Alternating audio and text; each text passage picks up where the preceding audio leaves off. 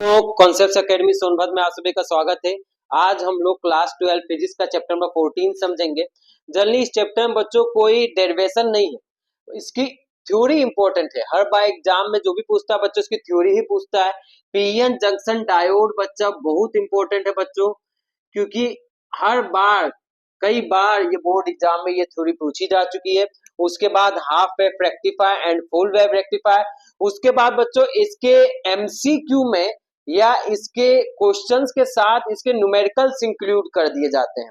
Diodes के numericals include किए जाते हैं। जनरली उसमें यही पूछा जाता है डायोड ऑन है या ऑफ कंडीशन में, सिंपल न्यूमेरिकल अटैच किए जाते हैं। तो इतनी बातों को बच्चों इस चैप्टर में हम लोग समझेंगे। ठीक है बच्चों, आप इसका स्क्रीनशॉट ले सकते हैं।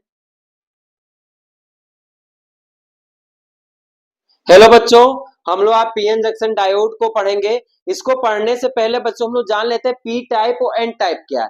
और पी टाइप और एन टाइप को जानने से पहले भी हमको मटेरियल के बारे में जानना होगा। जनरली मटेरियल को बच्चों हम लोग तीन टाइम बांटते हैं: conductor, conductor, semi conductor, semi conductor and insulator. जो कंडक्टर होता है बच्चों उसकी कंडक्टिविटी जो होती है बहुत हाई होती है, बहुत ही हाई होती है। और इंसुलेटर की कंडक्टिविटी क्या होती है बच्चों? लो होती है कंडक्टिविटी, जिसके कारण इंसुलेटर करंट को फ्लो नहीं करता। जैसे वुड हो गया बच्चों, आपको प्लास्टिक हो गई, ये करंट को फ्लो नहीं करती, ये इट इज इंसुलेटर। इनकी कंडक्टिविटी लो होती है और रेजिस्टिविटी हाई होती है बच्चों। और इसकी रेजिस्टिविटी क्या होगी? और कंडक्टर के केस में अगर मैं बात करूं बच्चों, तो कंडक्टर के केस में क्या होता है? रेजिस्टिविटी लो होती है, बहुत ही कम रेजिस्टेंस होता है। आप इसके पास free electrons, number of free electrons जो होते हैं बहुत ज्यादा होते हैं। आखिर कोई भी चीज कंडक्टर या इंसुलेटर क्यों बनती है? जिसके पास नंबर ऑफ फ्री इलेक्ट्रॉन्स ज्यादा होंगे बच्चों, वो क्या होगी? वो कंडक्टर होगी। ठीक है, उसकी कंडक्टिविटी ज्यादा होगी, वो इजिली करंट को फ्लो कर सकती है क्योंकि उसके पास फ्री इलेक्ट्रॉन्स हैं। और जो इंसुलेटर होता है इसके पास नंबर ऑफ फ्री इलेक्ट्रॉन्स नहीं होते। अब इसी की एक बीच की स्टेज होती है, ना ये कंडक्टर है ना इंसुलेटर है, ये एक समय पर तो इंसुलेटर का काम करती है। अगर इसे आप सही टेम्परेचर या एनर्जी देते तो ये फिर कंडक्टर का वर्क करने लगती। तो इसलिए मैंने ना इसे कंडक्टर में रखा ना इंसुलेटर में, मैंने इन मटेरियल को किस में रखा? सेमी कंडक्टर में। इसकी रजिस्टिविटी और मैं कंडक्टिविटी दोनों की बात करूं, कंडक्टिविटी एंड रजिस्टिविटी दोनों क्या होती है? मिडल में होती है, दोनों मिडल में होती है। इसके नीचे होती है और इसके ऊपर होती है बच्चों, दोनों के क्या होती है? ये मिड में होती है। ये एज ए स्विच भी वर्क करता है, क्योंकि इसकी जो मैंने अभी क्या बताया कि एक इंसुलेटर की तरह बिहेव करता है। आपके क्या कहते हैं, एक लो टेम्परेचर पर अगर आप इसे सही टेम्परेचर या सही एनर्जी प्रोवाइड कर दे तो ये फिर करंट को फ्लो करने लगता है। तो ये एज ए स्विच की तरह भी बच्चों इसको हम वर्क करवा सकते हैं। ठीक है, अब यहाँ पे हमारे अगर मैं पीरियोडिक टेबल में देखूं तो हमारे सेमीकंडक्टर कौन कौन से हैं? तो आपका जो 14 ग्रुप है, 14 ग्रुप है बच्चों, उसमें carbon, silicon, germanium, antimony, SN, ये सारे क्या है बच्चे? आपको 14 ग्रुप में मिलेंगे। पर ये सभी सेमीकंडक्टर नहीं है, इसमें से जो सिलिकॉन और जर्मेनियम है वही सेमीकंडक्टर है। सिलिकॉन और जर्मेनियम को ही सेमीकंडक्टर कहा जाता है। एग्जाम में ये भी क्वेश्चन आता है बच्चों कि हम कार्बन को सेमीकंडक्टर क्यों नहीं कहते? क्योंकि कार्बन के पास बच्चों, कार्बन को इतनी हाई एनर्जी चाहिए होती है तभी वो करंट को फ्लो करेगा। तो इसीलिए हमको इसको इंसुलेटर में रखा गया। पर ये अपने स्ट्रक्चर के कारण, वो कार्बन के अलग ही टॉपिक है बच्चों, जिसके अगर मैं स्ट्रक्चर को इसके स्टडी करूं तो एक एक्सेप्शनल केस भी होता है, क्योंकि ग्रेफाइट यहाँ पे एक्सेप्शनल केस होता है, वो करंट को इजिली फ्लो करता है। पर आप पूरे कार्बन को अगर स्टडी करेंगे तो इसको हाई एनर्जी की आवश्यकता होती है, तभी ये करंट को फ्लो करेगा और नहीं करेगा। तभी मैंने इसको इंसुलेटर के केस में रखा। और अगर एंटीमनी को बात करूं तो इसमें क्या होता है बच्चों कि ये मेटल की तरह बिहेव करता है, कंडक्टर की तरह ऑलरेडी बिहेव करता है, क्योंकि इसके पास नंबर ऑफ फ्री इलेक्ट्रॉन्स ज्यादा होते हैं। या मैं कह सकता हूं कि इसके पास क्या होता है? इलेक्ट्रॉन्स को निकालना इजिली होता है। तो इसको बहुत कम एनर्जी चाहिए, जनरली रूम टेम्परेचर पर कंडक्टर की तरह बिहेव करता है। आप पीरियोडिक टेबल में भी देखेंगे तो ये कंडक्टर ही है। और सिलिकॉन जर्मेनियम जो है ये एक लो टेम्परेचर पे इंसुलेटर की तरह बिहेव करते हैं, हाई टेम्परेचर पे कंडक्टर की तरह बिहेव करते हैं। इसीलिए मैंने सिलिकॉन और जर्मेनियम को किसके केस में लिया? सेमी कंडक्टर के केस में लिया है। जल्दी ऐसा होता कि बच्चों इनके ऑर्बिट से था। कार्बन में अगर मैं बात करूं तो इनका वैलेंसी जो होती है वो 4 होती है, या तो ये 4 इलेक्ट्रॉन ले सकता है या दे सकता है। ऐसा करने के लिए बहुत एनर्जी चाहिए क्योंकि इसके ऑर्बिट्स भी कम है। तो इस कारण बच्चों ये इंसुलेटर जैसा बिहेव करता है, ये कोवेलेंट बॉन्ड बनाता है। और एसएन के ऑर्बिट्स ज्यादा है, ऑर्बिट्स ज्यादा होने की वजह से एसएन किसकी तरह, इसके यहां से इलेक्ट्रॉन्स निकालना आसान है या इलेक्ट्रॉन देना आसान है, इसलिए किस लिए बिहेव करता है, मेटल्स की तरह ये बिहेव करता है। पर सिलिकॉन और जर्मेनियम के जो ऑर्बिट है बच्चों, ना वो बहुत ज्यादा है ना वो बहुत कम है, इसीलिए इनको इतनी एनर्जी चाहिए होती कंडक्टर बनने के लिए। बहुत ज्यादा एनर्जी पर थोड़ी एनर्जी चाहिए होती है। अगर मैं सिलिकॉन की बात करूं तो 1.17 इलेक्ट्रॉन वोल्ट और 0.7 इलेक्ट्रॉन वोल्ट एनर्जी चाहिए होती है इनको कंडक्टर बनने के लिए। ठीक बच्चों, अब मैं इसके आगे बताता हूं पी टाइप और एन टाइप क्या है। अभी मैंने इस लेक्चर में बच्चों हम लोगों ने इतना ही जाना कि सिलिकॉन और जर्मेनियम जो है वो एक कंडक्टर है। ठीक, सिलिकॉन एंड जर्मेनियम जो है वो सेमी कंडक्टर है, क्योंकि सेमी कंडक्टर के ऊपर यह हमको स्टडी करनी है। अब सेमी कंडक्टर जो होते हैं बच्चों, अब मैंने यहां पे कहा कि मैं अब इनका वैलेंसी बैंड होता है, मैं वैलेंसी बैंड के बारे में थोड़ा स्टडी कर लेते हैं बच्चों हम लोग। Valence band and conduction band, valence band and conduction band,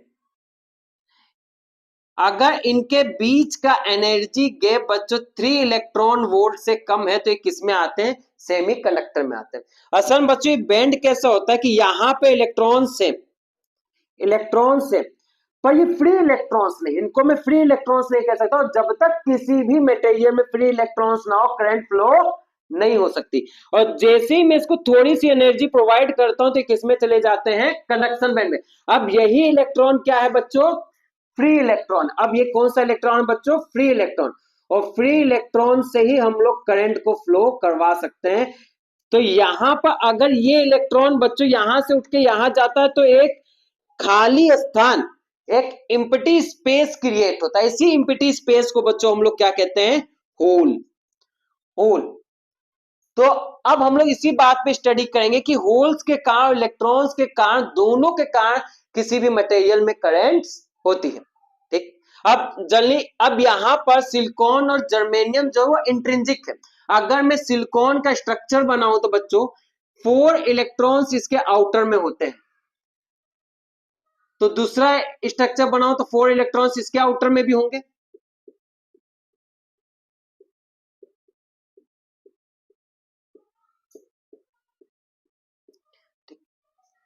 तो ये स्ट्रक्चर है बच्चों सिलिकॉन का। अगर मैं सिलिकॉन के मटेरियल में मैं करंट फ्लो करना चाहता हूं तो मुझे हाई एनर्जी देनी पड़ेगी 1.17 इलेक्ट्रॉन वोल्ट से ज्यादा, तब जाके उसमें करंट फ्लो होगी। तब यहां से एक इलेक्ट्रॉन्स निकलेगा, वो क्या बनेगा, फ्री इलेक्ट्रॉन्स, और यहां पे एक होल क्रिएट हो जाएगा। तो इलेक्ट्रॉन्स हो, और इस होल को डिफ्यूजन प्रोसेस के थ्रू ये इलेक्ट्रॉन यहां पे आएगा, फिर यहां होल्स हो जाएगा, फिर ये इलेक्ट्रॉन यहां, फिर ये इलेक्ट्रॉन यहां जाएगा। तो होल्स के कारण भी इलेक्ट्रॉन्स का मूवमेंट होगा, तो उसको हम होल का ही मूवमेंट कहते हैं बच्चों। और यहाँ पे फ्री इलेक्ट्रॉन्स का भी मूवमेंट होगा, तो जिसके कारण क्या होगा, यहाँ पे इलेक्ट्रिसिटी फ्लो करेगी। तो मैंने सेमी कंडक्टर को 2 टाइप में बांट दिया बच्चों, intrinsic, intrinsic and extrinsic. Intrinsic में मैंने जो अभी स्ट्रक्चर बनाया वो इंट्रिंजिक का है। अब एक्सट्रिंजिक का स्ट्रक्चर कैसे बनेगा वो मैं बताता बच्चों। ये इंट्रिंजिक है, इंट्रिंजिक में हमें हाई एनर्जी देनी पड़ती तब हमें जाके फ्री इलेक्ट्रॉन्स मिलते हैं। अब एक्सट्रिंजिक क्या है, एक्सट्रिंजिक माने डोपिंग। डोपिंग वर्ड आप लोग को खुद समझ में आ रहा होगा। डोपिंग करने का मतलब क्या होता है, किसी भी मटेरियल में कोई इंप्योरिटी मिक्स करना, उसको ही हम क्या कहते हैं, डोपिंग। अब जल्दी यहां पे मैंने बात की थी कि 14th ग्रुप में कार्बन, सिलिकॉन, जर्मेनियम, ये सारी चीजें आ रही है, जिसमें से सिलिकॉन और जर्मेनियम को ही मैं सेमीकंडक्टर कह रहा हूं। इसके 13 ग्रुप में अगर मैं देखूं तो बच्चों यहाँ पे एल्युमिनियम है, और 15 ग्रुप में फास्फोरस है, और भी चीजें हैं पर मैं 2 ही ले रहा हूं अभी। तो एल्युमिनियम को अगर मैं इसमें मिक्स कर दूं और मैं फास्फोरस को भी इसमें मिक्स कर दूं, तो बच्चों अगर एल्युमिनियम को मिक्स करता हूं तो नंबर ऑफ होल्स ज्यादा होंगे, फास्फोरस को मिक्स करता हूं तो नंबर ऑफ इलेक्ट्रॉन्स ज्यादा होंगे, उसी से पी और एन टाइप्स बनता है। आइए हम एक्सट्रिंजिक में भी दो टाइप हमारे आते हैं बच्चों, P type and N type. अब हम लोग यहाँ पे पी टाइप और एन टाइप को समझते हैं। पी टाइप का मतलब क्या होता है बच्चों, कि ये सिलिकॉन है, मान लो एल्युमिनियम है, मैं एल्युमिनियम की इंप्योरिटीज मिला रहा हूं। अभी हम लोग क्या स्टडी कर रहे हैं बच्चों, पी टाइप को। अगर पी टाइप में मैं एल्युमिनियम को मिला रहा हूं बच्चों, तो एल्युमिनियम के आउटर ऑर्बिट में कितने इलेक्ट्रॉन होते हैं, 3। और सिलिकॉन के आउटर ऑर्बिट में कितने इलेक्ट्रॉन हैं, 4। सिलिकॉन के आउटर ऑर्बिट में कितने इलेक्ट्रॉन हैं, 4। तो आप यहां पर देख सकते हैं कि एक जगह खाली रह गई, ये तो बाउंडिंग बन गई, ये भी बाउंडिंग बन गई, ये भी बाउंडिंग बन गई, पर एक जगह खाली रह गई है। इसी खाली जगह को बच्चा हम लोग क्या कह रहे हैं, होल। और यही मोबिलिटी के कारण क्या देगा, करंट्स को फ्लो करेगा। तभी पी टाइप डोपिंग में क्या होते हैं, मेजोरिटी कैरियर क्या होते हैं बच्चों, होल्स। मेजोरिटी कैरियर्स क्या होते हैं, होल्स। पर बच्चों ऐसा तो नहीं कहा जा सकता कि इसके पास इलेक्ट्रॉन्स नहीं है। हाँ, तो इसके पास इलेक्ट्रॉन भी है, पर किस केस में, माइनॉरिटी कैरियर में। थोड़े से इसके पास इलेक्ट्रॉन्स होंगे, तो उनको हमने क्या कह दिया, माइनॉरिटी कैरियर। ठीक बच्चों, आप इस थ्योरी को ध्यान से देखिए बच्चों, जब हम पीएन डायोड को पढ़ेंगे तो ये बहुत काम आएगा कि मेजोरिटी कैरियर सोर्स है और माइनॉरिटी कैरियर इलेक्ट्रॉन से। अगर मैं एन टाइप को देखूं, तो एन टाइप में बच्चों में क्या मिक्स करता हूं, 15th ग्रुप की। तो इसमें क्या होता है, फास्फोरस के चारों ओर बच्चों कितने इलेक्ट्रॉन होते हैं, 5।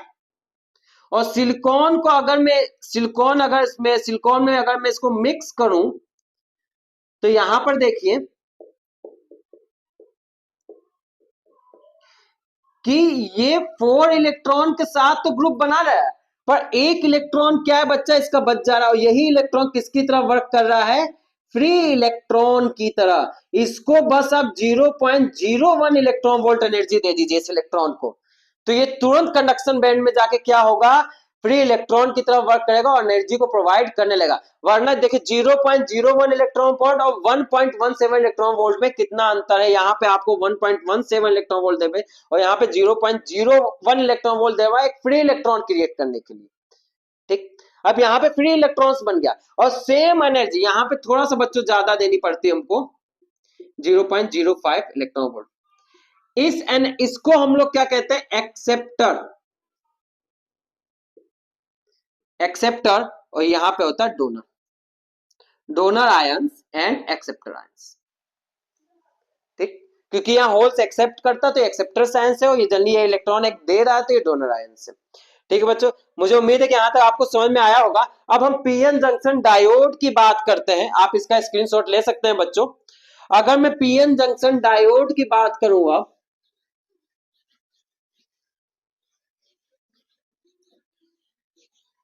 सबसे पहला क्वेश्चन ये आता है बच्चों कि क्या हम दो पी टाइप और एन टाइप को मिला बनाकर, सबसे पहले हम एक पी टाइप बना दे और एक एन टाइप अलग से बना दे और फिर उनको आपस में लाके कनेक्ट कर दे, आपस में लाके कनेक्ट कर दे, तो क्या हमारा पीएन जंक्शन डायोड बनेगा।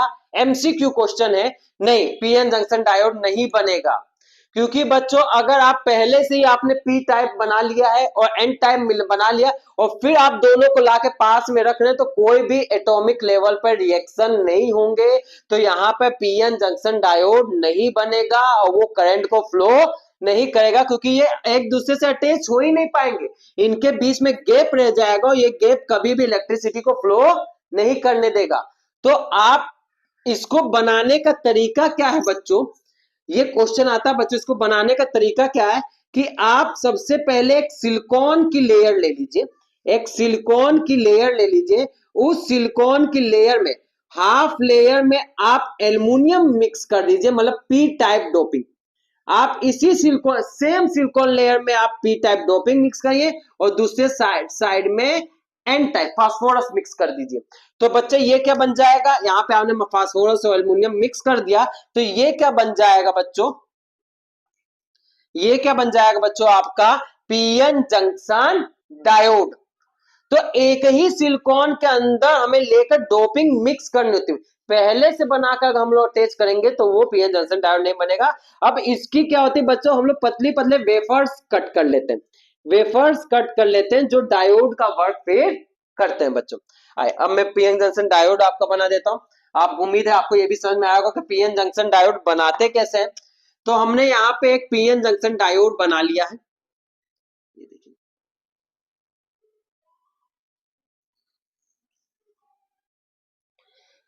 मैंने पीएन जंक्शन, मैंने यहाँ पे पी टाइप है ये बच्चों, पी टाइप है और ये एन टाइप है।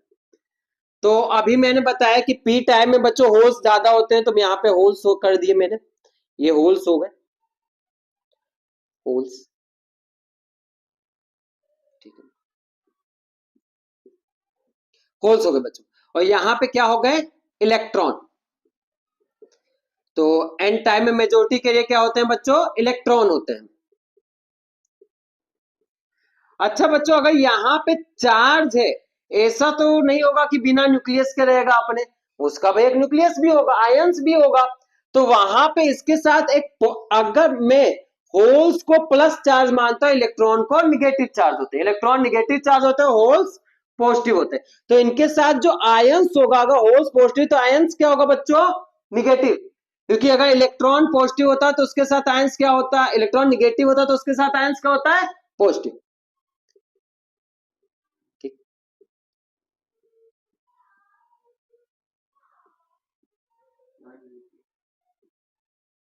ये निगेटिव होगा बच्चों।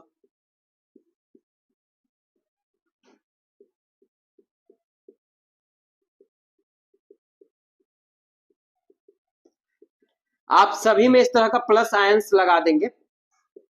और ये इमोबाइल्स, इमोबाइल होता बच्चों, इसको जनरली कहते हैं इमोबाइल, क्योंकि ये मूव नहीं कर सकता, ये मूव नहीं कर सकता। इमोबाइल डोनर आयन, क्योंकि ये एन टाइप में डोनर आयंस होते हैं, तो डोनर आयन। और यहां पे क्या कहा जाएगा बच्चों, इसे immobile, immobile acceptor ion, acceptor ions. अब जैसे ही बच्चों हम यहाँ पे डोपिंग करवाते हैं तो इसमें एटॉमिक लेवल पे रिएक्शंस होते हैं। तो होगा क्या, जो इलेक्ट्रॉन्स होंगे वो होल्स के साइड भागेंगे और जो होल्स होंगे वो इलेक्ट्रॉन्स के साइड भागेंगे, और दोनों एक दूसरे से क्या होंगे, रिकम्बाइन हो जाएंगे। तो ये प्रोसेस कुछ देर तक तो चलेगा। मान लीजिए यहाँ का इलेक्ट्रॉन यहाँ से मिलकर रिकम्बाइन हो गया, तो ये इलेक्ट्रॉन यहाँ से हट गए, तो मान लीजिए ये होल भी वहां चला गया। होल जाएगा एन टाइप में, क्योंकि पॉजिटिव निगेटिव को अट्रैक्ट करेगा और निगेटिव पॉजिटिव को, और इलेक्ट्रॉन जाएंगे पी टाइप में। पर बच्चों एक समय बाद ये आयंस तो मूव कर नहीं सकते, तो ये आयंस यही रह जाएंगे। और ये आयंस करेंगे क्या बच्चों, अब यहाँ पे रहेंगे, एक डिप्लीशन लेयर तैयार करेंगे। कैसी डिप्लीशन लेयर देंगे बच्चों, आप देख सकते हैं यहाँ प्लस है और ये माइनस है, तो क्या ये एक इलेक्ट्रिक फील्ड तैयार करेगा कि नहीं, ई बी, ईबी एक इलेक्ट्रिक फील्ड तैयार होगा, ईबी एक इलेक्ट्रिक फील्ड तैयार होगा, जो कि एक पोटेंशियल बैरियर तैयार करेगा वीबी। यहाँ का पोटेंशियल बैरियर क्या है, निगेटिव, यहाँ का पोटेंशियल बैरियर क्या है, पॉजिटिव। यहाँ पे आप देख सकते हैं निगेटिव चार्ज मिले, यहाँ पे पॉजिटिव आयन से, तो एक पोटेंशियल बैरियर तैयार होगा कि नहीं, पोटेंशियल वोल्टेज तैयार हुआ कि नहीं यहाँ पे, और एक potential electric field of potential barrier. ये जो रीजन बना है बच्चों, इसको हम क्या कह रहे हैं, पोटेंशियल बैरियर। आखिर क्यों कह रहे हैं इसे पोटेंशियल बैरियर,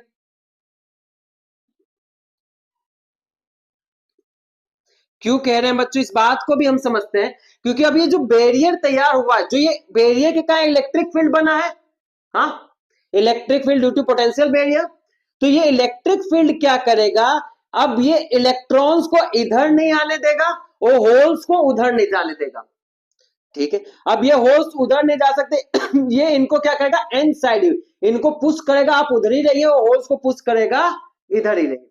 तो ये पोटेंशियल बैरियर इस चीज का बच्चों वर्क करता है। मतलब अब इसमें कोई भी करंट, क्योंकि करंट तभी फ्लो होगी जब इलेक्ट्रॉन्स मूव करेंगे या होल्स मूव करेंगे। हाँ, अभी तो बच्चों आपने ये कॉन्सेप्ट नहीं पढ़ा, इलेक्ट्रॉन्स मूव करते हैं तो उसके अपोजिट डायरेक्शन में करंट मूव करती है, होल्स जिस डायरेक्शन में मूव करते हैं उसी डायरेक्शन में क्या होती है, करंट होती है। पर यहाँ पे तो मूवमेंट रुक गया है, पर फिर भी कुछ करंट मुझे यहाँ पर अब मिलेगी। उस करंट को मैं क्या कहूंगा बच्चों, उस करंट को कहूंगा डिफ्यूजन करंट। अब यहाँ पे दो तरह की करंट मुझको मिलेगी बच्चों, डिफ्यूजन करंट और drift current. Drift current,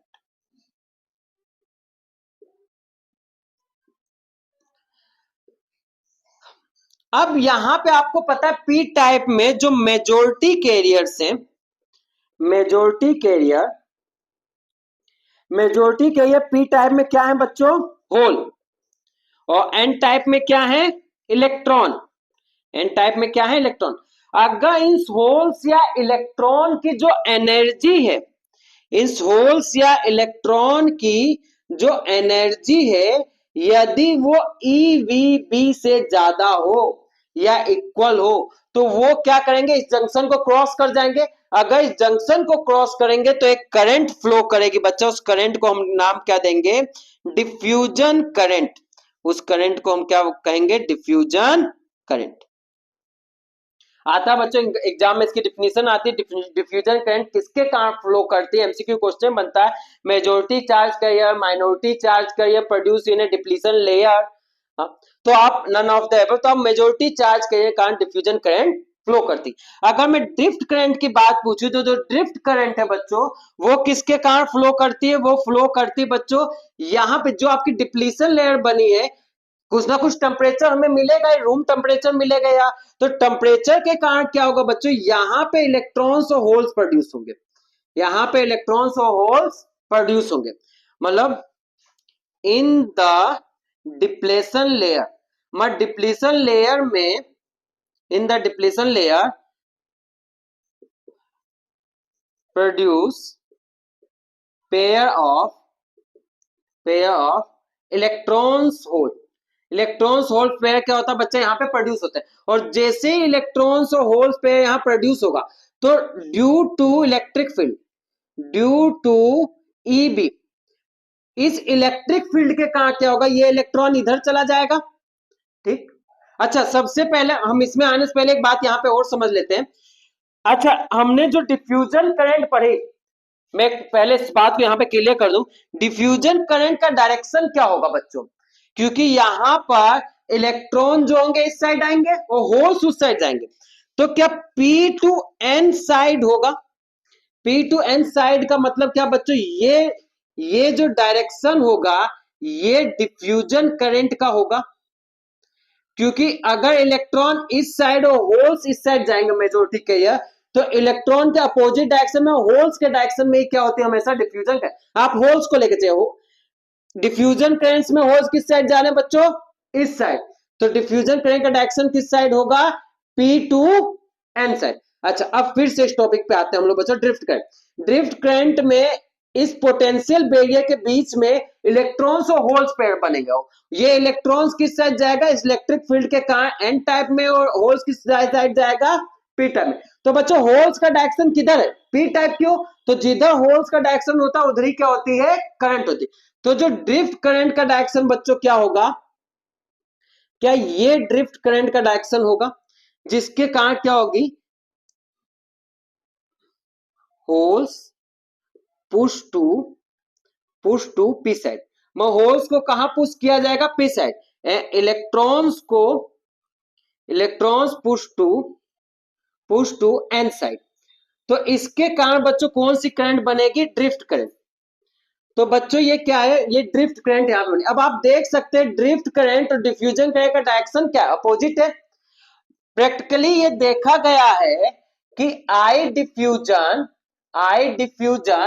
is equal to I drift, मतलब दोनों करंट क्या होती हैं बच्चों, इक्वल होती हैं, दोनों करंट क्या होती हैं, इक्वल होती हैं, जिसके कारण बच्चों यहां पर जो नेट करंट होगी, नेट करंट की वैल्यू क्या होगी बच्चों, यहां पर जीरो होगी, नेट करंट की वैल्यू क्या होगी, मतलब जब भी आप डोपिंग करवाएंगे एक सिलिकॉन लेयर में, तो वहां पर डोपिंग करवाने के बाद उसमें कोई भी करंट फ्लो नहीं होगी, क्योंकि डिफ्यूजन करंट और ड्रिफ्ट करंट क्या होती है, आपस में इक्वल हो जाती है, कोई भी करंट फ्लो नहीं होती, क्योंकि दोनों का डायरेक्शन क्या है, अपोजिट है बच्चों। ठीक, अब नेट करंट आपको जीरो मिलती। अच्छा प्रैक्टिकल, अगर मैं यहाँ पे क्वेश्चन अधिकता आता है एग्जाम में कि सिलिकॉन का पोटेंशियल बैरियर की वैल्यू कितनी होती है, वीबी की, तो 0.7 वोल्ट होती है बच्चों सिलिकॉन के केस में। ठीक है। और जर्मेनियम के केस में अगर देखा जाए, अगर मैं जर्मेनियम में डोपिंग करता हूं तो पोटेंशियल बैरियर की वैल्यू होती है बच्चों 0.31। अच्छा मैं इनका एवरेज ले लेता हूं, मैं क्या करता हूं इनका एवरेज ले लेता हूं तो पोटेंशियल बैरियर आएगा 0.54। अब प्रैक्टिकली ये देखा गया जो थिकनेस होती है बच्चों, ये थिकनेस क्या है बच्चों, यहां से यहां तक की जो थिकनेस है, ये थिकनेस ऑफ पोटेंशियल बैरियर, इसको मैं किससे दिखा रहा हूं, डी से। ये जनरली देखा गया किसमें होती बच्चों, माइक्रोमीटर में होती। तो 1 × 10⁻⁶ मीटर। तो जो इलेक्ट्रिक फील्ड आएगा, इलेक्ट्रिक फील्ड जो प्रोड्यूस हो रहा बच्चों ईबी, इसकी वैल्यू हम लोग यहाँ पे निकाल सकते हैं V/D।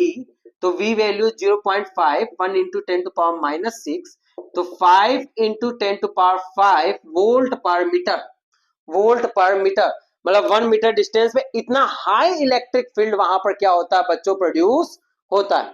ठीक, अब इसी में एक क्वेश्चन एमसीक्यू में ज्यादातर आता है, अगर मैं हाई कंसंट्रेशन ऑफ डोपिंग कर दी जाए, मतलब अगर आप अधिक डोपिंग कर दें, अगर आप डोपिंग अधिक कर दें, high concentration, high concentration and low concentration, low concentration, अगर आप डोपिंग हाई और लो, किसकी बात हो रही बच्चों, डोपिंग की, जो उसमें आप एल्युमिनियम और फास्फोरस मिला रहे हैं वो बहुत ज्यादा मिला दे, या जो एल्युमिनियम फास्फोरस मिला बहुत कम मात्रा मिला है, तो जो डोपिंग होता है उसके ऊपर भी डिपेंड करती है, क्या क्या डिपेंड करती है, विथ और इलेक्ट्रिक फील्ड। अगर आप हाई करते हैं बच्चों, अगर हाई डोपिंग यहाँ पे अगर आप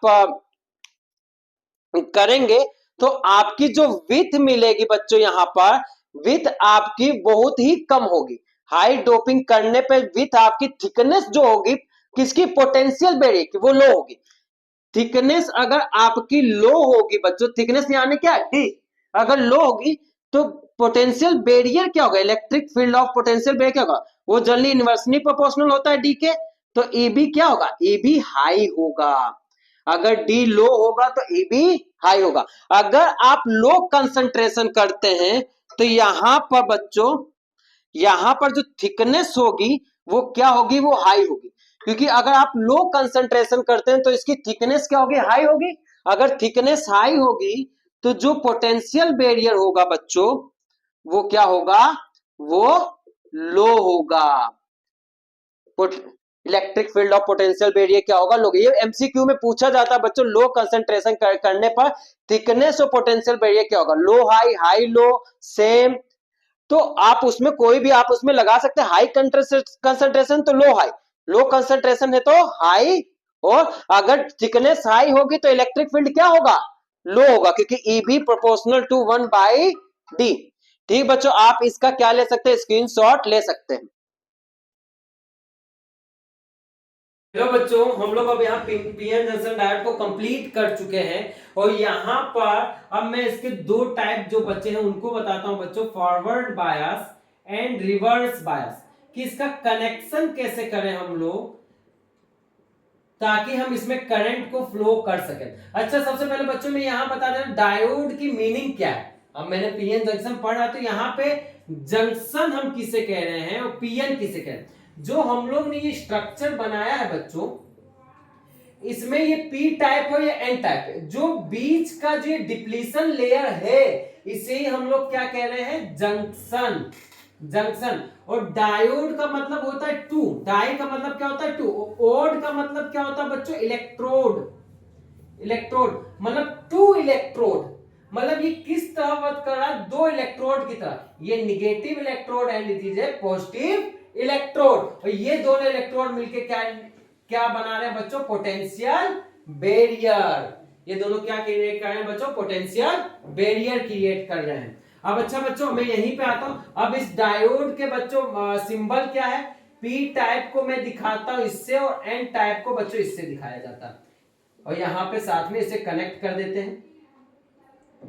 ये डायोड का सिंबल है बच्चों, यहाँ पे पीओएन को मैं हटा दूं, ये डायोड का सिंबल है, इसमें ये पी टाइप और ये एन टाइप। अब सबसे पहले मैं फॉरवर्ड बायस की बात करता हूं बच्चों। फॉरवर्ड बायस में कनेक्शन कैसे लिया जाता है, मैं सिंपली ये डायोड बना रहा हूं, आपने ये डायोड लिया, और डायोड का जो एन टाइप है उसको कनेक्ट कर दिया निगेटिव से, और जो पी टाइप है उसको कनेक्ट कर दिया पॉजिटिव से। ठीक बच्चों, तो ये कनेक्शन हो गया फॉरवर्ड बायसिंग। मैं यहां पे भी करके दिखा देता हूं। आपने पी टाइप कनेक्ट कर दिया प्लस से और एन टाइप कनेक्ट कर दिया माइनस से। अब बच्चों इसमें होगा क्या, यहां पर देखिए इसमें होगा क्या बच्चों, यहां पे एक वोल्टेज आप अप्लाई करेंगे और ऑलरेडी यहां पे पोटेंशियल बैरियर का वोल्टेज है। तो जैसे जैसे आप वोल्टेज बढ़ाएंगे तो किसको अपोज करेगा, वीबी को अपोज करेगा कि नहीं, क्योंकि वी का डायरेक्शन किधर की ओर है बच्चों, वी का डायरेक्शन है इधर की ओर। हाँ, और यहाँ पे किसका, वीबी का डायरेक्शन है माइनस एक्स एक्सिस की ओर। तो दोनों एक दूसरे को अपोज करेंगे तब यहाँ पे आपको क्या मिलेगा, नेट वोल्टेज मिलेगा। अच्छा, ये कब तक चलेगा, जब तक ये पोटेंशियल बैरियर को ब्रेक ना कर दे। ठीक है, आप यहां पर देखिए, मैं इसका एक ग्राफ बना रहा हूं बच्चों, जहां पर मैं पोटेंशियल अप्लाई कर रहा हूं V वोल्ट में, और यहां पर मुझे करंट जो मिलेगी बच्चों मिली एम्पियर मिलेगी। अब बच्चों ये ओम्स लॉ को फॉलो नहीं करते, ये एमसीक्यू क्वेश्चन भी आता है कि डायोड ओम्स लॉ को फॉलो करता नहीं, डायोड ओम्स लॉ को फॉलो नहीं करता, पर इसकी भी एक लिमिट है। मैंने सिलिकॉन के केस में आपको बताया था 0.7 वोल्ट एंड जर्मेनियम के केस में 0.3 वोल्ट आपका पोटेंशियल बैरियर होता है।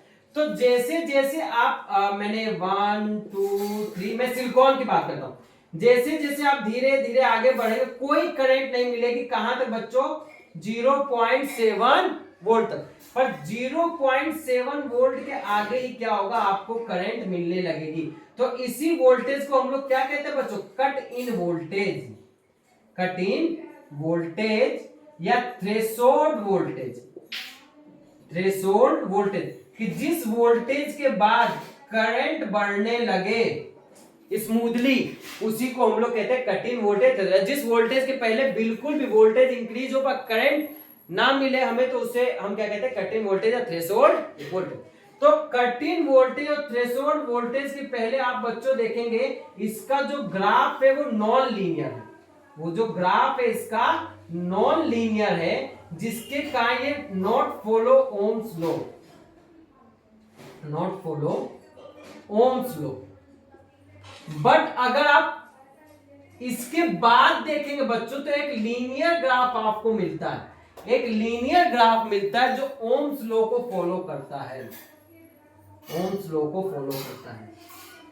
ठीक, एक लीनियर ग्राफ उसके बाद आपको यहां पर मिलेगा, जैसे जैसे वोल्टेज इंक्रीज होगा वैसे वैसे यहां पे करंट इंक्रीज होगी। तो ये होता फॉरवर्ड बायसिंग। फॉरवर्ड बायसिंग में जो बच्चों चार्ज कैरियर वर्क करते हैं वो कौन से कैरियर वर्क करते हैं, मेजॉरिटी कैरियर। मेजॉरिटी कैरियर मैंने आपको पहले ही बता रखा है बच्चों, पी के पास मेजॉरिटी कैरियर क्या होते हैं, होल्स, और एन के पास मेजॉरिटी कैरियर क्या होते हैं, इलेक्ट्रॉन। इलेक्ट्रॉन इधर की तरफ मूव करेंगे, होल्स इधर की तरफ मूव करेंगे बच्चों। तो इसमें क्या होगी, करंट प्रोड्यूस होगी, जिस करंट का direction P to N type होगा। तो इसे कहते हैं बच्चों फॉरवर्ड बायसिंग, फॉरवर्ड बायसिंग। ठीक, अब इसके बाद आते हैं बच्चों हम लोग रिवर्स बायसिंग पर, कि रिवर्स बायसिंग हम लोग कैसे करते हैं। रिवर्स बायसिंग में कुछ नहीं करते बच्चों, हम लोग जो डायोड है उसका पी टाइप कनेक्ट कर देते हैं बैटरी के निगेटिव टर्मिनल से, और एन टाइप कनेक्ट कर देते हैं बैटरी के पॉजिटिव टर्मिनल से। बस मैं यहां पर क्या करता हूं, टर्मिनल्स को चेंज कर देता हूं, यहां प्लस कर देता हूं, यहां पर माइनस। अब जैसे ही मैंने प्लस माइनस यहां चेंज किया बच्चों, तो वोल्टेज भी अप्लाई पर, वोल्टेज का डायरेक्शन किधर है, इधर की तरफ है। तो वोल्टेज क्या करा, वोल्टेज अब बैरियर को सपोर्ट कर रहा है, वोल्टेज जो है बैरियर को अब सपोर्ट करा। तो वोल्टेज अगर बैरियर को सपोर्ट करेगा तो आपको करंट बिल्कुल भी नहीं मिलेगी, पर ऐसा नहीं होता बच्चों, आपको करंट मिलती। अब मैं क्या कर रहा हूं, अगर मैंने इस डायरेक्शन को पॉजिटिव रिएक्शन, तो माइनस एक्सिस की डायरेक्शन क्या लूंगा, निगेटिव। तो यहां पर भी मैं अब क्या करूंगा, वोल्टेज अप्लाई करूंगा, और जो मुझे करंट मिलेगी वो बच्चा माइक्रो एम्पियर मिलेगी। अच्छा, करंट मिलती क्यों है, क्योंकि मैंने आपको ये बताया था कि एन टाइप में जो होल्स होते हैं, होल्स होते हैं बच्चों एन टाइप में भी, और वो किस केस में होते हैं, माइनॉरिटी कैरियर होते हैं, वो क्या होते हैं, माइनॉरिटी कैरियर। और पी टाइप में इलेक्ट्रॉन क्या होते हैं, माइनॉरिटी के, माइनॉरिटी माने कि थोड़े से इलेक्ट्रॉन वहां पर रहते आते हैं, थोड़े से यहाँ पर होल्स भी होते हैं, पर इलेक्ट्रॉन के मुकाबले कम होते हैं, यहाँ इलेक्ट्रॉन होते हैं पर होल्स के मुकाबले कम होते हैं। डोपिंग करने के बाद अगर डोपिंग ना की जाए तो दोनों सेम होते हैं। ये क्वेश्चन भी आता है, without doping number of electrons is equal to number of holes, and after doping in p type number of electrons is less than the number of holes, and n type number of holes is less than the number of electrons। तो इस बात को बच्चों आप ध्यान रखेंगे। तो minority क्या है, देखें ये वीक जो जंक्शन है ये मेजोरिटी के लिए तो बैरियर, पर माइनॉरिटी को क्या कर रहा है, ये सपोर्ट कर रहा है, जिस कारण यहाँ पे करंट फ्लो होगी। और करंट का डायरेक्शन क्या होगा, होल्ड के डायरेक्शन में। ये डायरेक्शन होगा बच्चों करंट का डायरेक्शन क्या होगा बच्चों, अपोजिट होगा, ये डायरेक्शन होगा। तो बच्चों अब यहाँ पर करंट इस डायरेक्शन में, तो इस डायरेक्शन में नेगेटिव मानो, धीरे धीरे आप बनाएंगे तो माइनॉरिटी कैरियर के कारण करंट आपको मिलती चली जाएगी। और किसी एक पॉइंट पे आप बच्चों देखेंगे तो ये करंट जो होगी एक समय के बाद, आप वोल्टेज बढ़ाते जा रहे हैं तो एक वोल्टेज पे डिप्लीशन लेयर ब्रेक हो जाएगी। तो उसी वोल्टेज को बच्चों हम लोग कहते हैं जीनर ब्रेकडाउन वोल्टेज या ब्रेकडाउन वोल्टेज। उस वोल्टेज को बच्चों हम लोग क्या कहते हैं, ब्रेकडाउन वोल्टेज। इस वोल्टेज के बाद बच्चों आप बढ़ाइए ना बढ़ाइए आपको करंट यहां पर मिलती ही रहेगी माइक्रो एम्पियर में।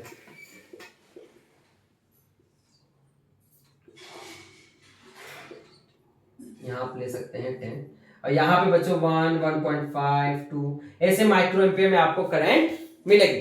ठीक बच्चों, मुझे उम्मीद है कि आपको यहाँ पर फॉरवर्ड बायस और रिवर्स बायसिंग समझ में आई होगी। आप इस डायग्राम स्क्रीनशॉट ले सकते हैं बच्चों।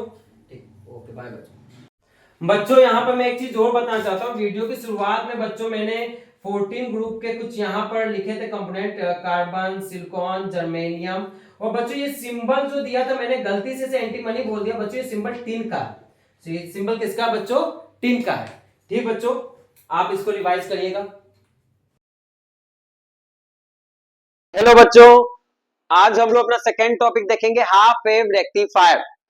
हाफ वेव रेक्टिफायर में क्या होता है बच्चों, सबसे पहले हम लोग एक ट्रांसफार्मर लेते हैं जिसकी प्राइमरी वाइंडिंग के टर्न्स जो होते हैं वो सेकेंडरी वाइंडिंग से ज्यादा होते हैं, और इसमें हम लोग एसी सप्लाई कनेक्ट कर देते हैं।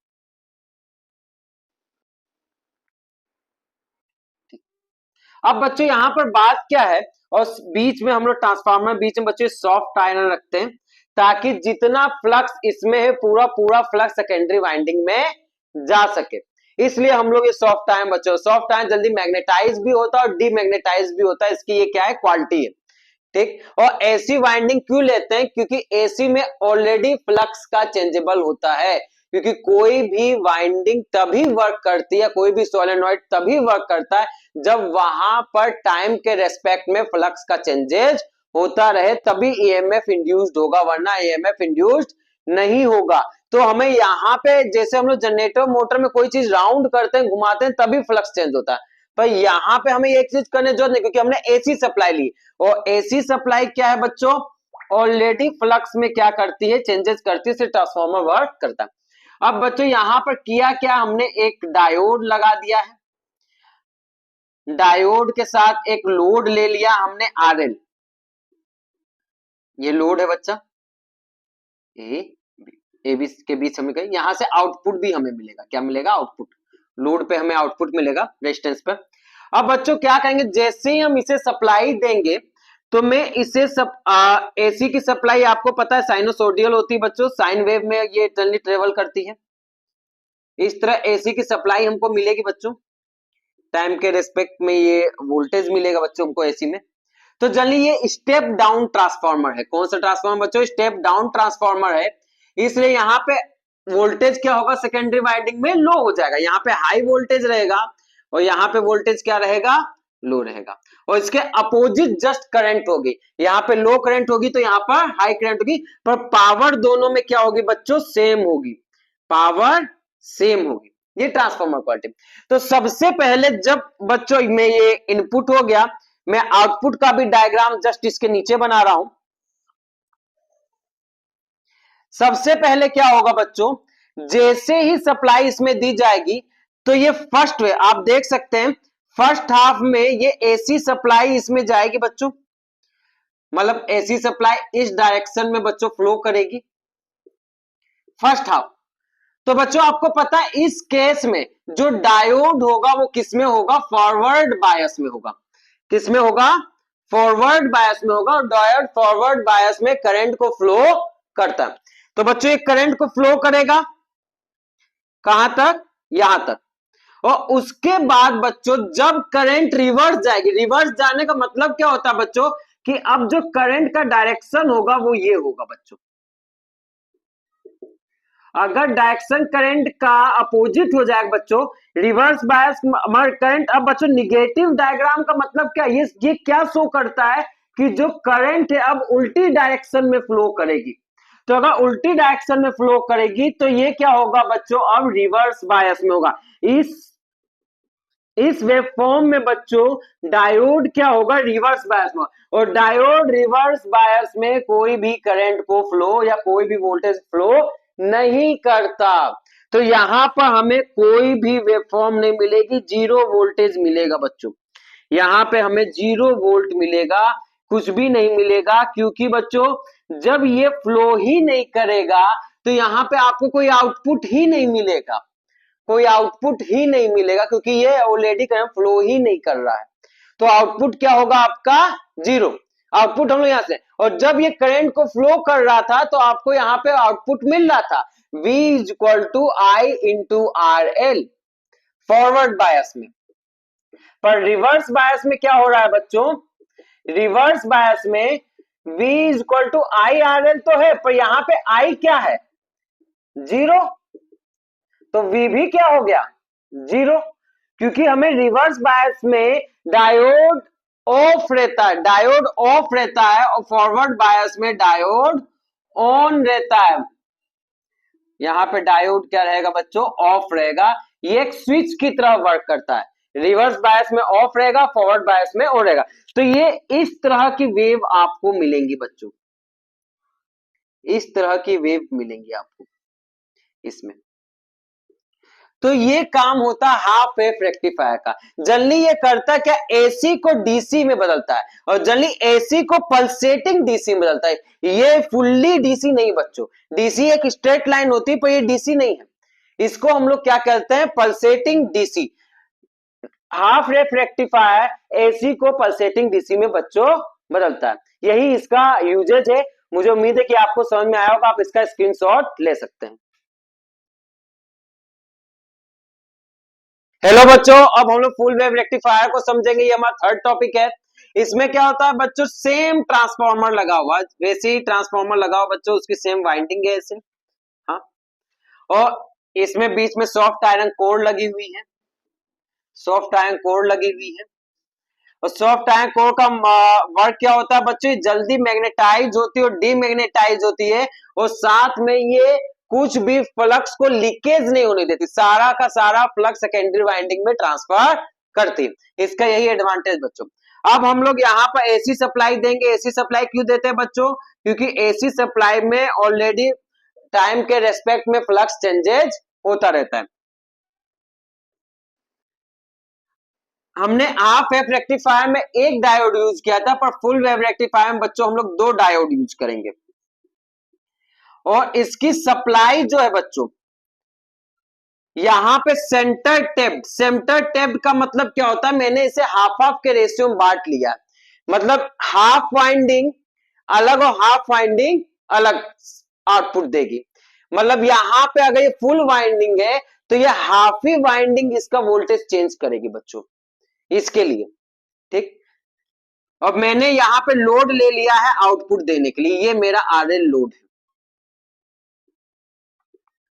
ठीक, ये +2 अब बच्चे यहां पे हो क्या रहा था कि हम लोग, मैंने बताया था एक बार हाफ वेव में एसी सप्लाई का राउंड इस तरफ रहता है, लूप में चलती।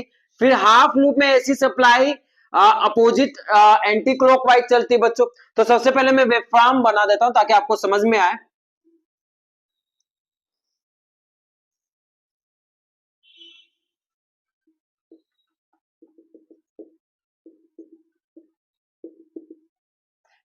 ये इनपुट है बच्चों, जो हम लोग एसी इनपुट दे रहे हैं। टाइम के रेस्पेक्ट में, और यहीं पे मैं आउटपुट बना रहा हूं जो आपको आउटपुट मिलेगा। आउटपुट किसके रेस्पेक्ट में मिल रहा है बच्चों? लोड के रेस्पेक्ट में मिल रहा है। यहां पर आउटपुट वोल्टेज क्या मिलेगा बच्चों? आउटपुट वोल्टेज की वेवफॉर्म थोड़ी सी छोटी होगी इनपुट से, क्योंकि हमने कौन सा ट्रांसफार्मर इस्तेमाल किया है? Step down transformer. अगर यहाँ वोल्टेज मान लीजिए 200 वोल्ट है, तो ये वाइंडिंग के अनुसार इसका वोल्टेज यहाँ पे आके कम ही होगा, 190, 150, 100, जिस हिसाब से आपने टर्न्स कम के उसी हिसाब से यहाँ पर वोल्टेज भी कम होगा, क्योंकि V2 by V1 equal to N2 by N1। ठीक, जैसे जैसे टर्न्स कम होते जाएंगे वैसे वैसे वोल्टेज भी कम होता चला जाएगा। ठीक बच्चों, अब यहां पर क्या है कि अब जैसे इसके हाफ वेव आती है, मतलब डायरेक्शन क्या है करंट का? क्लॉकवाइज। ये कौन सा डायरेक्शन देती है बच्चों करंट का? क्लॉकवाइज। तो क्लॉकवाइज डायरेक्शन में जब करंट चल रही है तब डायोड किसमें है बच्चों? फॉरवर्ड बायस में। फॉरवर्ड बायस में इस डायोड का नाम D1 दे दे रहा हूं। डायोड का नाम क्या है बच्चों? D1। इस डायोड का नाम क्या है? D2। तो बच्चों आपको यहां पे आउटपुट मिलेगा, और कहां से कहां मिलेगा? A टू B, प्लस से माइनस, प्लस से माइनस। अब बच्चों अब फिर से अगर ये सेकेंड राउंड में जैसे आती है एंटी क्लॉकवाइज, एंटी क्लॉकवाइज, तो फिर से ये फॉरवर्ड बायस में होगी, और किस डायोड के कारण? डायोड 2 के कारण। क्योंकि देखिए जैसे ही सेकेंड राउंड करेगी तो करंट यहां से फ्लो होना स्टार्ट होगी बच्चों, और यहां से फ्लो होना स्टार्ट होगी, तो पाथ कौन सा चूज करेगी? डायोड 2 वाला। और इस कंडीशन में अगर सबसे पहले करंट पी टाइप पे पहुंचती तो डायोड क्या होता? Forward bias. अगर सबसे के पहले करंट ये बच्चों एन टाइप पे पहुंचती तो डायोड क्या होता है? Reverse bias. पर यहां दोनों डायोड 1 डायोड 2 में करंट कहां सबसे पहले पहुंची? पी टाइप पर। तो बच्चों ये फॉरवर्ड बायस हो गया, यहां पे भी फॉरवर्ड बायस है, और यहां पे आउटपुट फिर से क्या मिला? A two B, A two B. तो फिर से हमें आउटपुट जो मिलेगा बच्चों ऊपर की तरफ ही मिलेगा, ए टू बी। इसी तरह बच्चों कंटिन्यूअस हमें आउटपुट कहां मिलता चला जाएगा? ऊपर की तरफ ही मिलेगा बच्चों। पर इसको मैं क्या कहूंगा? इसको मैं पल्सेटिंग डीसी क्यों कहूंगा? पल्सेटिंग डीसी या इम्प्योर डीसी। इम्प्योर डीसी कहूंगा बच्चों, क्योंकि डीसी को डीसी बनाने के लिए आपको पता है डीसी के डायग्राम में कहीं भी पल्स पल्स नहीं होती, वो डायरेक्ट होती, वो कांस्टेंट होती है, उसकी वैल्यू वोल्टेज की वैल्यू कांस्टेंट होती, वो कहीं भी टाइम के रेस्पेक्ट में वेरी नहीं करती। इसीलिए मैं इसको क्या कर रहा हूं? इम्प्योर डीसी या पल्सेटिंग डीसी। अब बच्चों हम लोग इसमें एक फिल्टर का यूज करेंगे, फिल्टर के कहा हम पल्सेटिंग डीसी को क्या कहते हैं? प्योर डीसी में चेंज कर सकते। ठीक बच्चों, मुझे उम्मीद है कि आपको समझ में आएगा, आप इसको नोट कर लीजिए, इसके बाद मैं फिल्टर बना देता हूं। बच्चों अब इस डायग्राम में हम लोग देखते हैं कि फिल्टर कैसे लगाएं ताकि पल्सेटिंग डीसी को प्योर डीसी में बदल सकें। अब हम लोग फिल्टर की बात करते हैं बच्चों, तो फिल्टर के लिए हम लोग क्या यूज करते हैं? या तो इंडक्टर यूज करते हैं या तो कैपेसिटर। तो इंडक्टर की बच्चों खास बात क्या है, पहले हम लोग उसकी क्वालिटी जान लेते हैं। इंडक्टर रहा बच्चों, और ये रहा कैपेसिटर। इंडक्टर की खास बात है बच्चों, ये एसी को पास करता है, सॉरी ये डीसी को पास करता है बच्चों, और एसी को ब्लॉक करता है, एसी को ब्लॉक करता है। और अगर मैं यहां पे कैपेसिटर की बात करूं तो ये एसी को पास करता है, मतलब एसी को जाने देगा, और डीसी को क्या कर देगा बच्चों? ब्लॉक कर देगा। अगर आप डायग्राम से भी समझना चाहें तो इस चीज को समझ सकते हैं। अगर डायग्राम में देखिए, देखिए एसी पास हो गई, ये याद करने एक तरीका है। और डीसी देखिए, डीसी यहां पे आएगी तो डीसी क्या क्या कर देगा? ब्लॉक कर देगा। तो जस्ट इसका उल्टा किसमें होगा? कैपेसिटर इंडक्टर में। इंडक्टर में देखिए यहां पे एसी पास हो गई, पर डीसी को क्या करेगा बच्चों? ये रोक देगा। तो आप इससे भी डायग्राम के थ्रू भी इसको समझ सकते हैं कौन सी चीज पास हो रही, कौन सी चीज ब्लॉक हो रही। तो सबसे पहले मैं क्या कर रहा हूं बच्चों? इसमें इंडक्टर लगा रहा हूं, इंडक्टर फिल्टर। तो इंडक्टर फिल्टर लगाने में क्या बच्चों, अभी फिल्टर का डायग्राम है, जब आप फिल्टर यूज करें तो उसके लिए अलग डायग्राम होगा। बस आप यहां पे एक इंडक्टर क्या करिए बच्चों? सीरीज में जोड़ दीजिए, एक इंडक्टर यहां पे सीरीज में जोड़ दीजिए। तो इंडक्टर क्या करेगा? एसी को ब्लॉक कर देगा, ये ओनली डीसी को पास करेगा। तो डीसी को जब पास करेगा बच्चों तो आपको कुछ इस तरीके का डायग्राम मिलेगा, मैं यहां पे बना रहा हूं। कुछ यहां पे जो वोल्टेज मिलेगा बच्चों, ये सारा पार्ट कट हो जाएगा,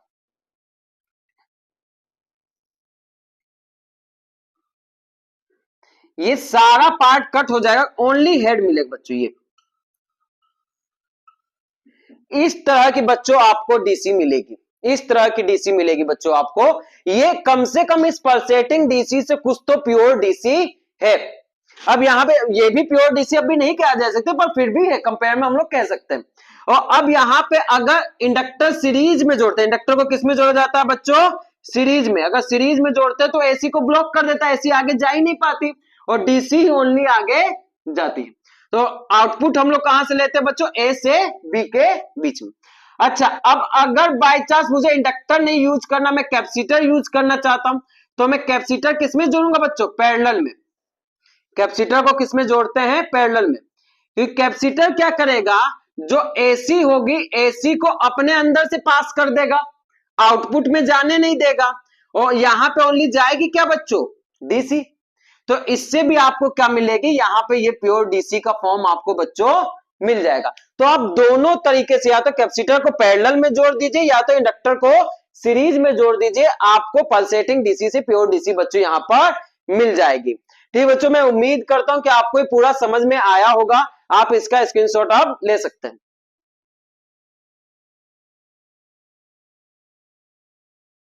हेलो बच्चों, अब हम लोग इस चैप्टर का न्यूमेरिकल्स देख लेते हैं। जनरली इस चैप्टर में एक ही न्यूमेरिकल हर बार पूछा जाता है कि डायोड ऑन है कि ऑफ है। सबसे पहले मैं इसका आपको कॉन्सेप्ट से समझा देता हूं बच्चों। जब मैं डायोड को ऐसे बनाता हूं तो बच्चों ये साइड जो होता है पी होता है, ये एन होता है। तो आपका जो एरो साइड बना हुआ है उसका वोल्टेज जो है हमेशा अधिक होना चाहिए, जो ये लाइनिंग बनी हुई स्टेट इससे। तो आपका वोल्टेज क्या, आपका डायोड क्या रहेगा, ऑन रहेगा, वरना आपका डायोड क्या रहेगा, ऑफ रहेगा। अब मैंने यहाँ पे 4 क्वेश्चन दिए बच्चों, ए बी सी डी। अब मैं इन चारों में इस कंडीशन को अप्लाई करता हूं। सबसे पहले मुझे बताएं पी साइड का जो वोल्टेज है वो कितना है बच्चों।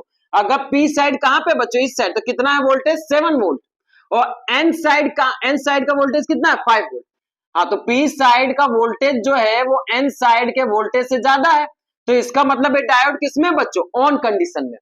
अब मैं दूसरे क्वेश्चन पे आता हूं। अगर मैं दूसरे क्वेश्चन पे वीपी और वीएन को देखूं, तो यहां पे देखिए पी साइड ये एन साइड। तो पी साइड किससे कनेक्ट है बच्चों, ग्राउंड से। और ग्राउंड का वोल्टेज हमेशा कितना होता है, 0 वोल्ट। एग्जाम में बच्चों लिख के नहीं आएगा, ग्राउंड का साइन बनो, ग्राउंड का साइन बना होगा तो आप समझ जाएंगे उसका वोल्टेज कितना होता है, 0 वोल्ट। और एन का वोल्टेज कितना बच्चों, 5 वोल्ट। तो 0 वोल्ट क्या 5 वोल्ट से ग्रेटर है बच्चों, नहीं। अगर ऐसा नहीं है, अगर ऐसा नहीं है तो उसका मतलब क्या, डायोड ऑफ है। क्या बच्चों, डायोड ऑफ है। वरना आप इसको दूसरे तरीके से दिखा सकते हैं कि ये क्या है, ये स्मॉलर देन है। अगर स्मॉलर देन है तो मतलब डायोड क्या है, ऑफ है। अब मैं तीसरे डायग्राम में आता हूं, फिर से वीपीवीएन। अगर मैं इसका पी साइड का वोल्टेज देखूं तो बच्चों कितना, -10 वोल्ट। और अगर मैं एन साइड का वोल्टेज देखूं तो कितना बच्चों, फिर से ग्राउंड आ गया, 0 वोल्ट। तो क्या -10 0 से बड़ा है, नहीं। तो इसका मतलब क्या है, ये भी क्या है, ऑफ कंडीशन में। ये भी क्या है बच्चों, ऑफ कंडीशन में, इसमें कोई भी करंट फ्लो नहीं होगी। अब मैं आता हूं बच्चों डी पर।